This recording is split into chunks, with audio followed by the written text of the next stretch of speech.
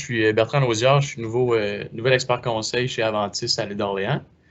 Donc, c'est moi qui va faire l'animation du petit webinaire maraîcher aujourd'hui sur la maximisation et l'utilisation de fongicides puis comment en réduire les coûts. Donc, c'est un webinaire qui est fait en partenariat avec AIR. Donc, on est très chanceux de vous présenter ça aujourd'hui. Je pense que c'est un très beau webinaire. Fait que je suis très content d'animer ça. On peut aller à l'ordre du jour, je pense. Comment on va diviser ça? Ça va être divisé en 5 parties. Donc, je pense qu'on avait prévu de prendre les questions à la fin, mais si vous avez des questions, vous pouvez toujours les poser tout au long du webinaire. Je pense pas que ce soit handicapant au nombre qu'on est. On est quand même un petit groupe. Donc, ce qu'on va faire, c'est qu'on va commencer par parler de l'impact du captage des spores sur la gestion des maladies fongiques. Ensuite, on va parler de la façon de réduire les coûts d'opération. Les gens de AIR vont parler de la méthode d'analyse avec une démonstration dans leur laboratoire. Ensuite, il va y avoir une section sur les questions agronomiques en lien avec le programme. Puis, si ça vous va, là, on va faire les questions à la fin ou pendant la discussion, mais gênez-vous vraiment pas si vous avez des questions durant la présentation. Là, on va répondre tout au long de la présentation, donc il n'y a pas de problème. Donc, la logistique de Teams, je pense que c'est moins grave aujourd'hui vu que justement on est un petit groupe. Fait que vous voyez ici, peut-être fermer vos micros, mais s'il y a quelque chose, on peut toujours vous appuyer avec ça. Il n'y a pas de problème. S'il y a des problèmes d'interférence ou des trucs comme ça, là, on s'en occupera, il n'y a pas de problème. Là. Si vous êtes juste capable de fermer vos micros pendant la présentation, ça va être ça l'idéal. Si vous avez des questions, vous pouvez toujours les poser dans la petite boîte de questions. Là, moi, en tout cas, c'est plus une petite bulle ronde. Là. Ici, c'est une petite bulle carrée, mais nous, c'est plus une petite bulle ronde en haut de votre écran. Mais sinon, vous pouvez ouvrir votre micro, poser une question. Je pense pas que ça soit très, très, très grave. Là.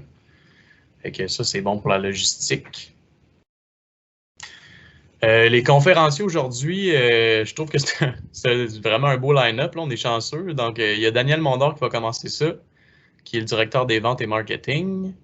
Ensuite, on va avoir Christian Lebeau, Jacob, qui va continuer la présentation. Puis, il va avoir ensuite Amélie Bombardier, qui est microbiologiste, là, qui va finaliser la présentation avec la démonstration en laboratoire. Là. Je suis là, mais moi, je suis plus un animateur aujourd'hui. Je ne ferai pas de présentation agronomique par rapport à ça aujourd'hui. Je vais laisser les pros en parler. Là.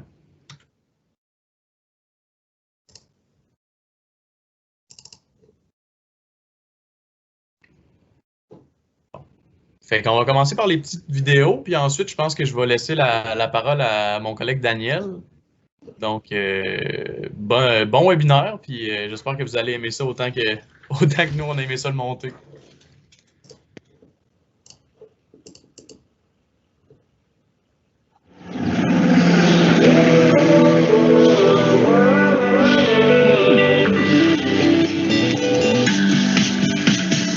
L'agriculture d'aujourd'hui n'a plus rien à voir avec celle d'autrefois. 47% des maladies parasitaires sont dues à des moisissures. Et toutes les moisissures sont présentes dans l'air sous forme de spores détectables. À l'aube de ce nouveau millénaire, le programme AIR propose la solution idéale. Analyser l'air au-dessus des champs pour une meilleure gestion des pesticides. Pour ce producteur de pommes de terre québécois et sa famille, ils avaient plus à gagner qu'à perdre. Ils ont fait l'essai du programme AIR pour une partie de leur champ et continuent à l'utiliser. La station météo et le capteur de spores font partie de l'équipement mobile AIR. On va prendre notre échantillon ici. Super simple, tu as tout ce que tu as besoin là-dedans. Au début, nous leur donnons une courte formation sur l'utilisation de l'équipement. Les prélèvements d'air sont effectués 3 fois semaine, idéalement en avant-midi, après la rosée. On utilise un capteur comme celui-ci. En 15 minutes, l'air est prélevé, prêt à être envoyé au laboratoire pour analyse. Le rapport est remis en 24 à 48 heures. L'idée d'identifier les spores avant qu'elles ne se développent sur les plants est une très bonne idée. L'analyse permet le dépistage précoce des pathogènes pour une application ciblée de fongicides et dans certains cas, aucune application. Sans oublier que la réduction des pesticides inutiles peut réduire la compaction du sol et d'autres problèmes de santé humaine et environnementale. Au fil des récoltes, l'agriculteur prend confiance en l'efficacité du programme AIR. Les résultats ne tardent pas à se faire sentir. L'épandage diminue et la qualité des récoltes est améliorée. Air permet une meilleure gestion des pesticides. Non seulement les dépenses en pesticides diminuent, mais il en coûte moins cher aussi en main-d'œuvre et en machinerie. Pour cet agriculteur, il n'existe pas d'autres outils que celui-là. Avec toutes les données qu'il récolte, il décèle l'arrivée des pathogènes à l'avance, ce qui lui permet de mieux gérer son épandage.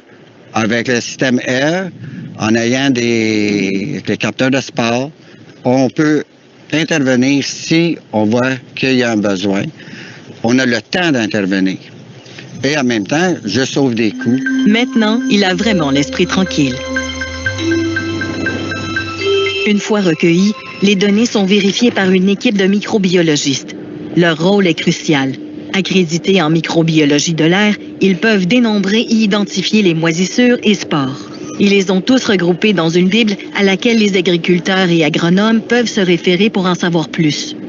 Grâce au sport, on peut détecter plusieurs maladies avec précision avant qu'elles deviennent problématiques ou avant qu'elles arrivent au champ. Et ça pour plusieurs types de cultures comme l'oignon, les petits fruits, la pomme de terre ou les vignes. Cette dernière est particulièrement sensible aux maladies causées par les spores aéroportés. On a cette pression qu'ont tous les vignerons, donc d'être dans un environnement où on a des maladies. C'est vraiment les trois principales, mildiou, oïdium et botrytis, qui font qu'on doit être vigilant.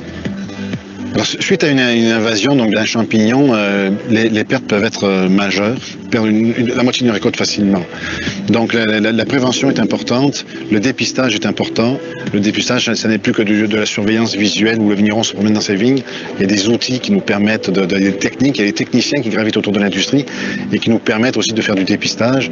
Les spores vont se trouver à coller sur la lamelle. La question que je me fais poser à toutes les semaines est avec quel traitement, quelle stratégie que je dois faire cette semaine. Est-ce que je dois y aller avec un traitement systémique ou un fongicide? On va utiliser le système R et suite à ça, on va être capable d'avoir une bonne stratégie de savoir si on doit faire un traitement ou non. Toutes ces données, c'est bien beau, mais elles ne valent rien sans l'utilisation du logiciel R programmé par les microbiologistes. Ces algorithmes permettent de produire un rapport précis de la situation à venir afin de prendre une décision éclairée. R permet de prédire le développement d'une maladie jusqu'à une semaine à l'avance. Et on reçoit les rapports, c'est facile, ça revient sur l'email, sur un laptop, sur notre téléphone, avec un beau rapport détaillé, facile à comprendre, à interpréter. Le rapport résume le risque associé aux agents pathogènes et aux conditions météorologiques. À partir de là, l'agriculteur ou l'agronome peut adapter l'application de fongicides, retarder les arrosages ou même éviter des applications en cours de saison. En tout cas, en ce qui me concerne, basé sur les résultats, j'ai pas de misère à prendre une décision. Est-ce que je dois intervenir ou pas? Pour R, l'agriculture raisonnée devient une seconde nature. Il permet de gérer l'invisible pour donner des résultats visibles. Avec le programme R, l'agriculteur n'aura jamais été aussi bien servi.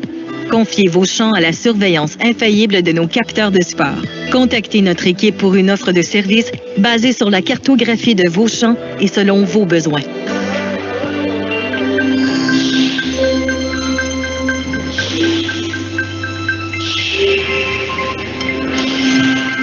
R.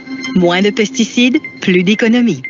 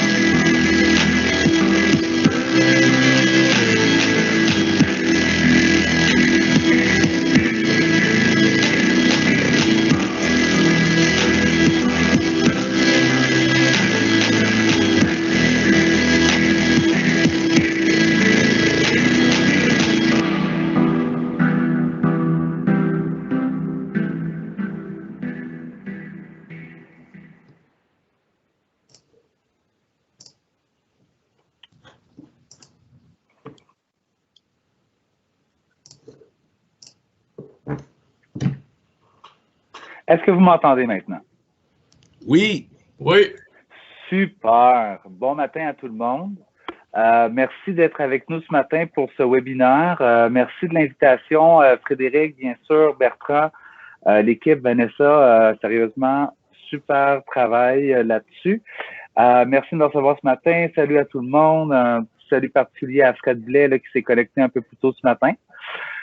Donc, le but du webinaire, en fait, c'est de pouvoir vous expliquer en quoi le programme R peut définitivement vous aider à protéger de façon plus efficace les plantes, mais également vous permettre de pouvoir sauver et de faire des économies au niveau de l'utilisation des fongicides.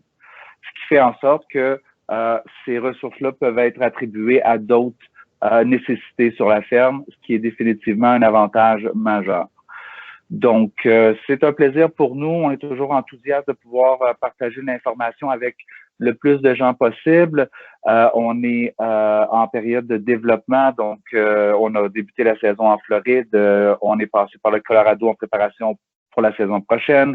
Je suis à Calgary en même temps, donc on est vraiment très, comment je pourrais dire, on couvre vraiment l'Amérique du Nord.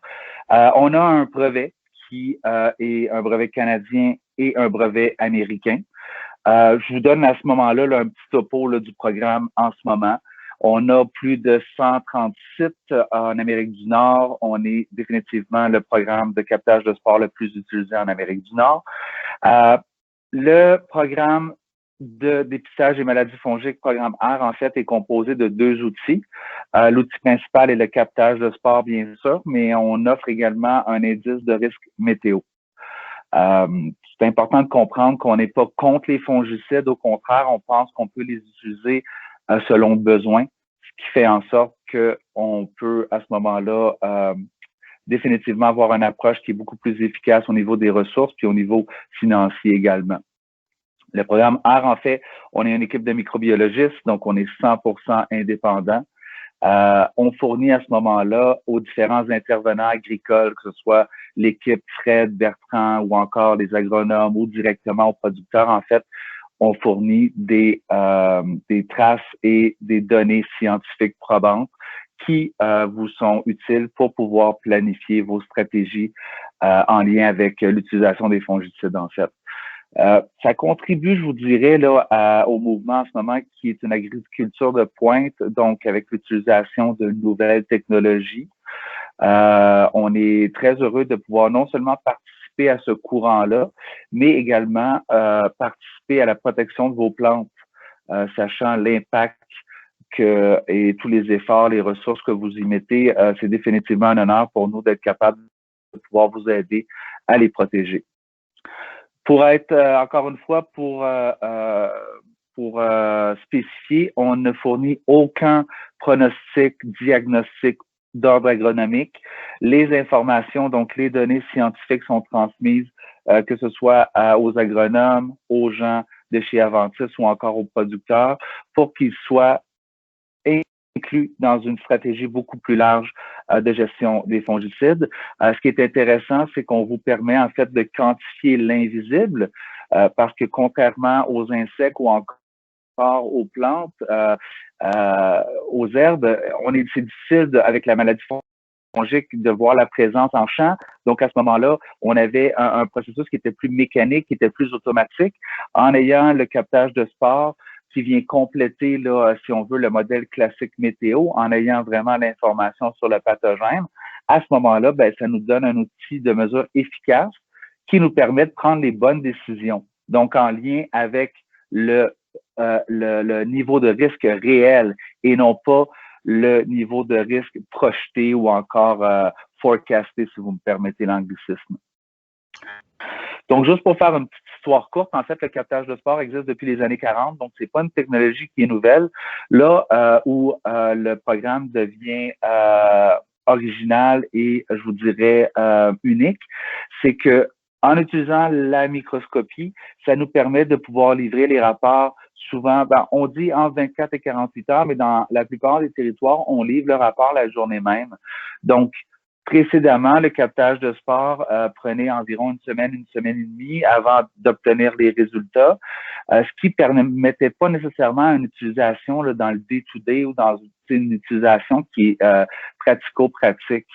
Avec notre technique, notre protocole, on a pu à ce moment-là ramener ce délai de livraison à 24-48 heures, ce qui fait en sorte qu'on est capable, à partir des données qu'on fournit, d'intégrer ça rapidement dans votre stratégie, en collaboration bien sûr avec les agronomes, pour voir en fait quels sont les besoins réels et quelle serait à ce moment-là la façon d'intervenir.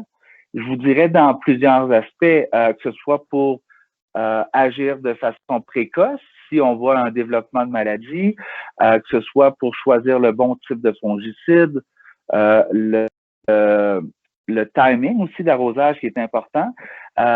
Puis je vous donne un exemple. Au Colorado, les producteurs vont faire seulement 4 à 5 arrosages. Donc, vous comprendrez à ce moment-là l'importance du timing, que ce soit fait vraiment quand le besoin est là pour, encore une fois, maximiser ces différents arrosages-là.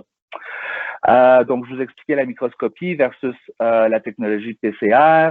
On va utiliser PCR plus pour analyser, exemple, la souche du Phytophthora ou d'autres éléments, mais pour ce qui est de la livraison des rapports puis de l'analyse qui est fait en champ, on procède par microscopie, encore une fois, pour obtenir plus de rapidité. Donc, cet outil-là, le programme R, est un outil fort intéressant. Les prélèvements se font 3 fois par semaine. Il faut comprendre que pour qu'un spore se développe en maladie, ça prend normalement 4 à 7 jours. Et ensuite, pour qu'on puisse voir des traces foliaires, donc par scouting, ça prend un autre 5 à 7 jours. Donc, j'aimerais corriger le vidéo. On ne parle pas nécessairement d'un préventif d'une semaine, mais bien pratiquement d'un préventif d'environ 2 semaines avant le développement de la maladie en champ. Donc, à ce moment-là, non seulement on a le portrait clair et exhaustif, en fait, de ce qui se passe dans le champ, mais ça nous permet aussi d'agir toujours en amont, donc avant que la maladie se développe en champ.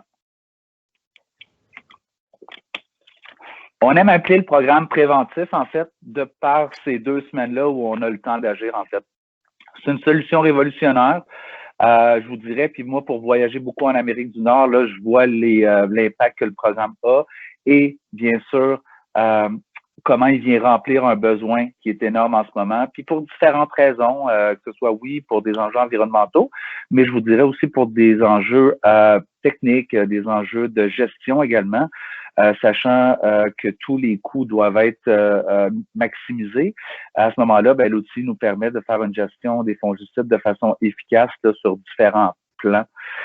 Ça supporte en fait des actions concrètes. Donc, au lieu d'être dans le forecast ou dans la prédiction, on est vraiment dans la réalité là, de ce qui se passe en champ, ce qui est super intéressant. Je vous ai mentionné tantôt les différentes actions qui sont possibles, mais encore là, l'éventail est quand même assez complet. Encore une fois, selon le niveau de confort et l'intégration de l'outil dans notre stratégie, en fait, on est capable de voir à quel point là, ça peut supporter plusieurs actions. En fait, notre but premier, c'est de protéger vos plantes. Et notre deuxième mandat vous permet de pouvoir réduire vos coûts d'opération en lien avec cette gestion-là. C'est définitivement nos 2 points majeurs.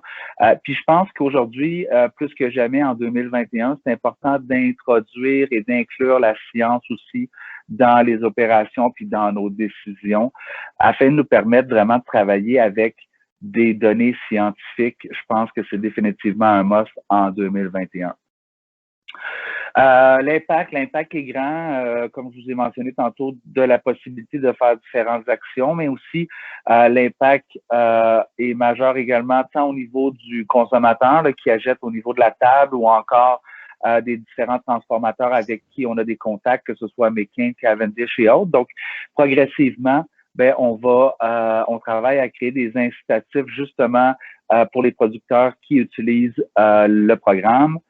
Nous, on travaille également aussi sur une certification. On est toujours en recherche et développement là-dessus, mais sur une certification qui va permettre aussi de mentionner les différentes actions là, en lien avec une gestion des fongicides basée sur la science. Et puis, donc, à ce moment-là, ça a un impact direct. Puis, on ne se cachera pas qu'avec les régulation, là, en fait, les réglementations là, qui deviennent de plus en plus présentes, un outil comme R est définitivement un outil qui est intéressant. Pas que je sois un fan de tout ce qui est régulation, mais c'est la réalité. Donc, veux pas, je le vois, moi, dans d'autres provinces canadiennes. Le fait d'utiliser l'outil, en fait, permet de justifier certains arrosages qui vont devoir être justifiés là, dans un futur rapproché. Donc, c'est très intéressant de ce côté-là. Et puis, à ce moment-là, le plus vite vous êtes capable d'intégrer l'outil, le plus vite vous êtes capable d'utiliser l'outil, ben, je pense que c'est définitivement un avantage majeur. Donc, quand les réglementations ou la pression sera plus forte, à ce moment-là, ben, vous aurez l'outil efficace et adéquat pour être capable de gérer vos fongicides. Les rapports sont envoyés sur votre cellulaire ou encore votre ordinateur selon vos désirs. Les rapports sont facilement accessibles, ils sont facilement lisibles. Encore une fois, on remercie l'équipe d'Aventis qui fait un job incroyable là, à l'île d'Orléans pour être capable de vous supporter au niveau de l'interprétation de ces différentes données-là, parce qu'encore une fois, nous, on fournit des données brutes qui doivent être ensuite interprétées. Donc, à ce moment-là, l'équipe de chez Aventis a fait un travail incroyable pour être là, vous supporter et être capable de pouvoir vous guider à travers tout ça. Et c'est le but de l'opération ce matin, vous permettre non seulement de vous expliquer ce que le programme, en quoi le programme consiste en fait, mais également faire le lien avec les agronomes de chez Aventis pour encore une fois qu'on puisse, dans l'utilisation pour les participants qui sont déjà participants, que ce soit Fred ou encore les autres participants actuels, qu'on soit capable d'amener ça à un autre niveau d'utilisation en collaboration avec Aventis ou encore pour les gens qui seraient intéressés à travailler le programme à ce moment-là, vous assurer d'avoir une base solide d'interprétation qui vous permet d'avoir des gestes et de poser des gestes concrets rapidement. On aime voir le programme comme un investissement plus qu'une dépense parce que 95% des producteurs qui utilisent en fait le programme absorbent le coût dans la première année d'utilisation par de simples gestes, mais bien ciblés. Donc, c'est ce qui conclut en fait la présentation du programme. On a vu précédemment, là, l'ordre a été un peu chamboulé là, dû à des problèmes techniques, mais en fait, on a présenté avec Amélie, qui est la responsable des analystes au programme R, on a présenté une vidéo qui vous montrait un peu en quoi consiste l'analyste et en quoi consiste l'analyse également. Et puis, à ce moment-là, le prochain vidéo, en fait, est une présentation de Christian Lebeau-Jacob, qui est le président de l'Association des microbiologistes du Québec, qui est bien sûr le directeur du labo Air-Sol et qui est directeur des opérations labo pour le programme R. Donc, il a mis en place, en fait, une présentation qui vous parle du captage de spores en général.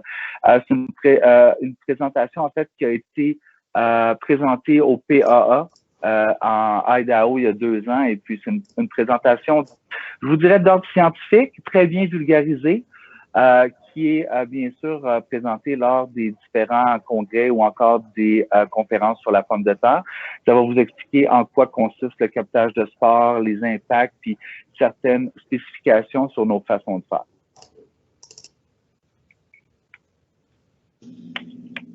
Bonjour à tous, je m'appelle Amélie Bombardier et je vais vous parler pendant les 15 prochaines minutes des méthodes que nous utilisons et des raisons pour lesquelles nous les utilisons.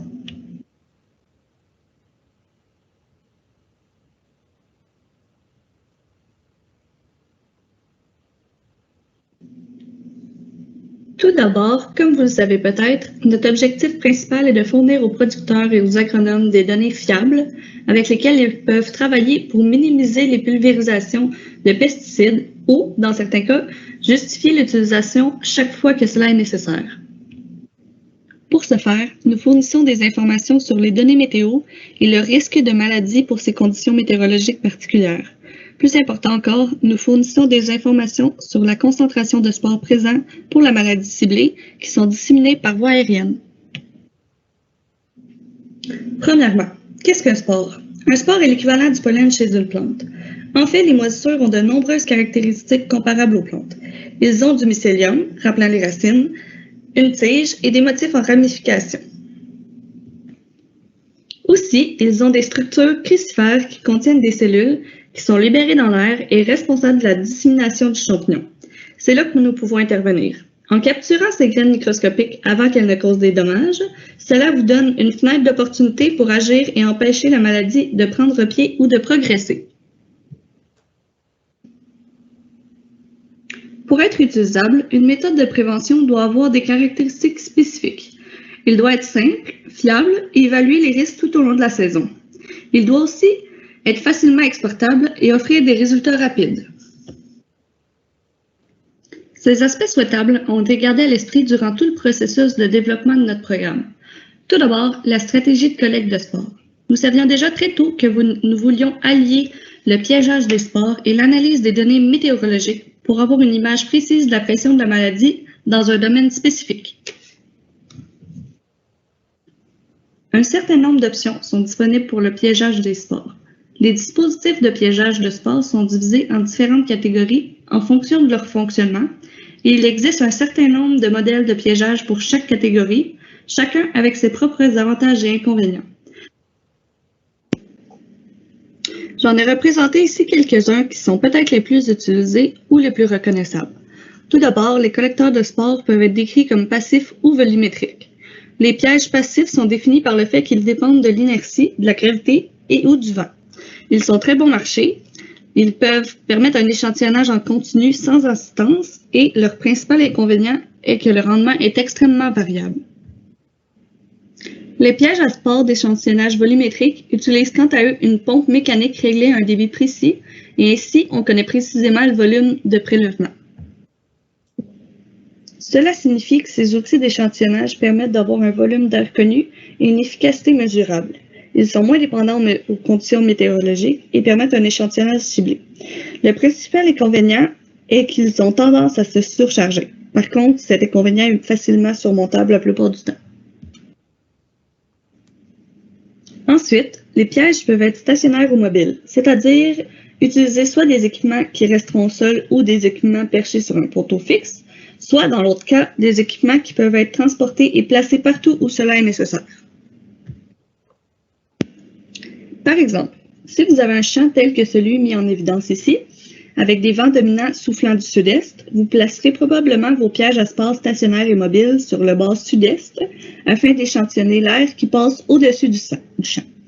Cela vous donnera une chance de trouver des spores pathogènes qui peuvent se déposer dans votre champ. Modifier la direction du vent à seulement 45 degrés donne un résultat très différent.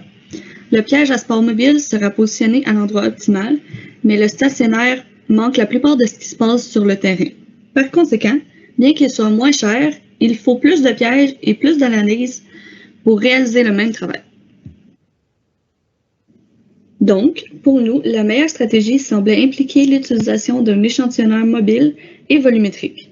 Je n'entrerai pas plus dans les détails maintenant, pour les raisons pour lesquelles nous avons choisi ces appareils, mais disons simplement que nous avons opté pour la simplicité et l'efficacité. Ensuite, lorsque l'on pense à l'utilisation en situation réelle des données dérivées de l'échantillonnage des spores, le délai d'exécution est absolument critique et est souvent négligé. Le délai entre le dépôt des spores et la maladie peuvent être assez court. Il est seulement de 4 à 10 jours pour le mildiou, par exemple. Les agronomes et les producteurs doivent donc recevoir leur rapport dans ce délai. Ainsi, un calendrier d'échantillonnage utile qui a l'intérêt des producteurs à l'esprit doit impliquer d'aller sur le terrain pour prélever des échantillons tous les 2 à 3 jours au maximum. Cela nous donne 1, 2 ou peut-être 3 chances de détecter la maladie avant qu'elle ne devienne visible par les méthodes traditionnelles de dépistage. Ensuite, nous avons évoqué la tendance à la surcharge des échantillonneurs que nous avons décidé d'utiliser. Cela nous a obligés à penser un peu différemment. Il nous a permis d'être encore plus efficaces dans la détection des maladies. Nous sommes retournés et avons étudié la dynamique de la libération des spores et la viabilité des spores, principalement pour le mildiou, mais aussi pour les autres maladies. Après avoir cherché un moyen d'atténuer la limitation de notre échantillonneur, nous avons réalisé qu'il était en fait préférable d'échantillonner massivement dans la fenêtre de temps où les spores sont libérés en masse et viables, puis d'échantillonner massivement tous les jours. Par exemple, cette libération à forte concentration de spores pour Phytophthora infestant ou le mildiou se produit généralement le matin après que la rosée se soit asséchée.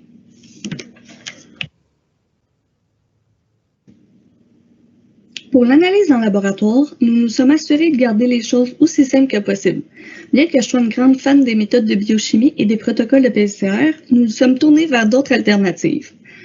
Pour nous assurer que notre processus ne reposait pas sur un équipement encombrant et coûteux et des réactifs sensibles, nous avons opté pour l'identification par microscopie avec un piège à spores intelligemment conçu qui renferme simplement une lame de microscope.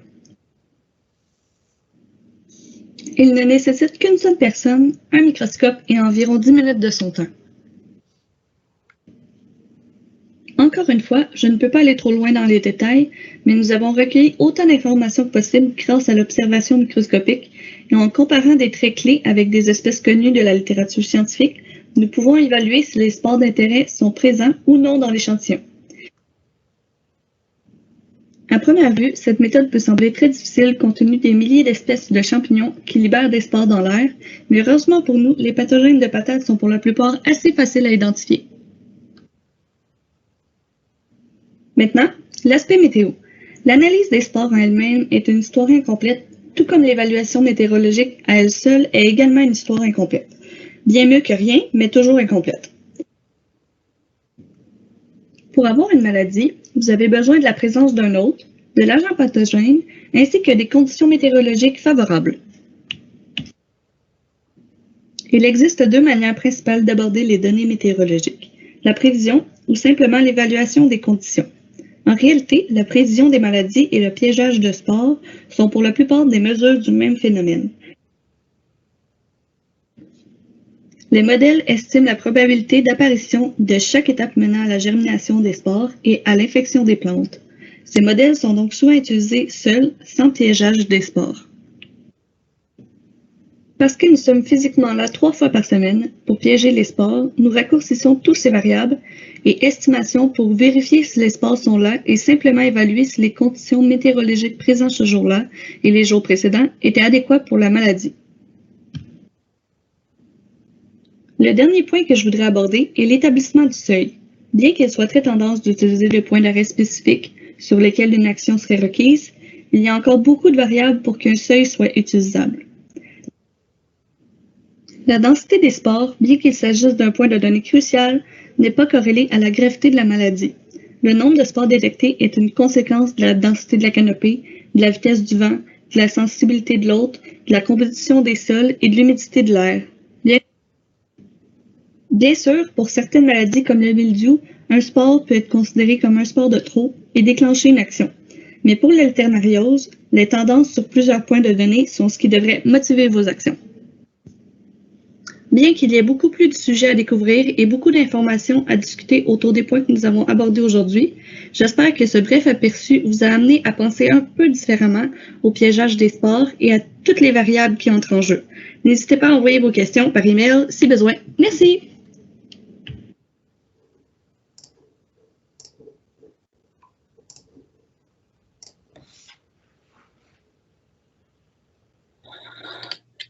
Donc, j'aimerais préciser que ce n'était pas Christian Lebeau-Jacob, mais bien Amélie qui a fait la version française de cette présentation-là, qui originalement a été fait par Christian Lebeau-Jacob en anglais. Donc, Amélie a fait la présentation francophone.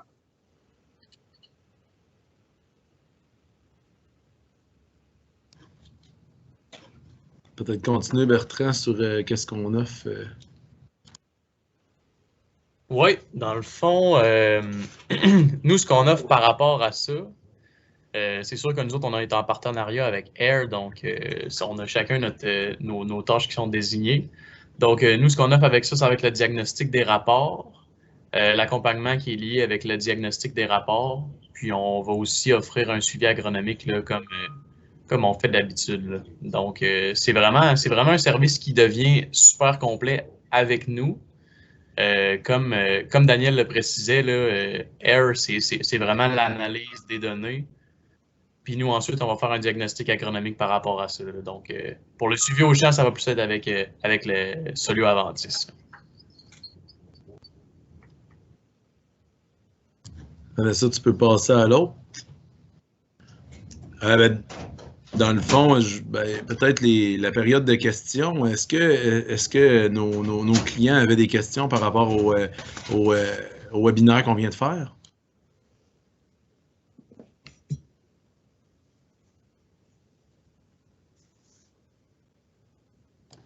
S'il n'y en a pas, ben moi j'en avais une. En tout cas, il y a quelque chose qui m'a tapé à l'œil, puis je voulais juste mieux comprendre, parce que je suis peut-être pas l'expert là-dedans.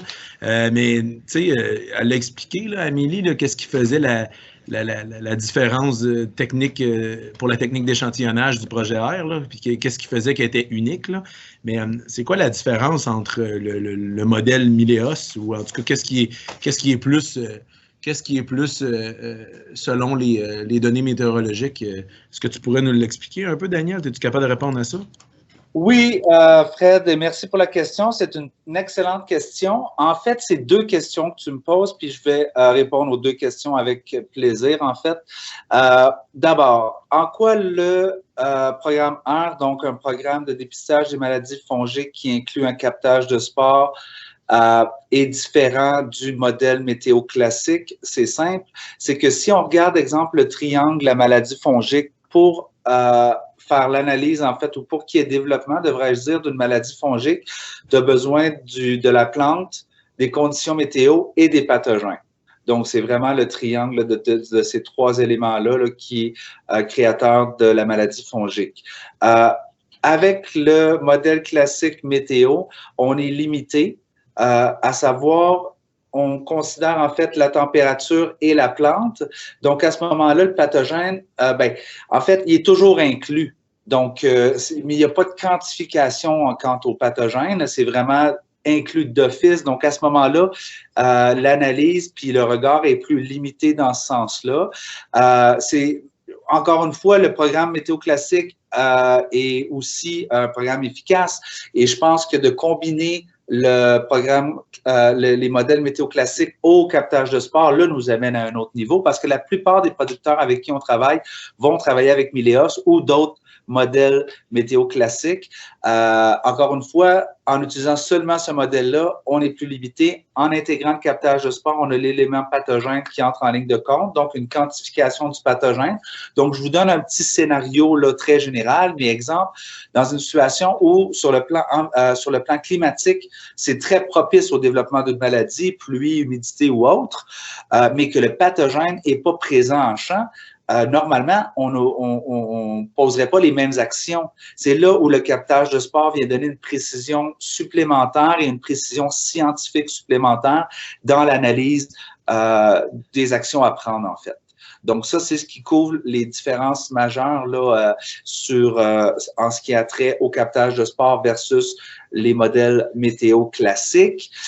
Pour ce qui est de notre technique de captage, qui est unique, bien sûr, et puis le protocole a fait en sorte qu'on a choisi cette technique-là parce qu'elle était, selon nous, la plus efficace, en fait, pour différentes raisons. La première, c'est au niveau du positionnement. Comme Amélie l'a expliqué, on veut s'assurer que l'échantillon qu'on obtient soit le plus rigoureux et soit le plus représentatif, en fait, du champ qui est analysé. À ce moment-là, en ayant un capteur mobile qui nous permet de se positionner dépendant de la direction du vent, bien, encore une fois, ça nous permet de pouvoir, encore une fois, maximiser, en fait, notre échantillonnage. Donc, si le vent arrive de l'ouest, bon, on se positionne à l'est et vice-versa. Deuxièmement, ça nous permet de faire le captage tout de suite après le dew, là, la période, la rosée, en fait. Parce que cette période-là est la période la plus dangereuse en ce qui a trait à la sporulation pour ces spores d'intérêt-là. Donc, à ce moment-là, le captage se fait après la rosée jusqu'à environ midi, parce qu'on sait très bien qu'une fois que le soleil est à son zénith vers l'heure du dîner, la majorité des spores ont disparu.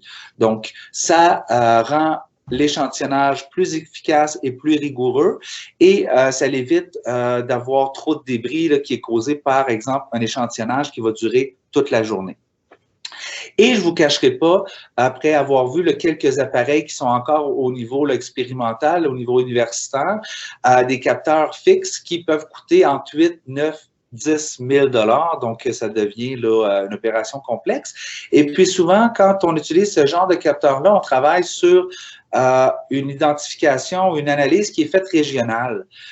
Cette analyse-là est pertinente. Cependant, c'est que en tant que producteur, si on veut faire des gestes concrets, ben, c'est de l'information qui est trop générale. C'est pour ça que le programme R, lui, est focusé et est dédié en fait à l'analyse d'une production ou encore d'un champ spécifique. À ce moment-là, le producteur est beaucoup plus confortable de dire, OK, j'ai l'information à même mon champ versus, exemple, on n'a pas, tu sais, il n'y a pas de sport, exemple, de Phytophthora dans cette région-là.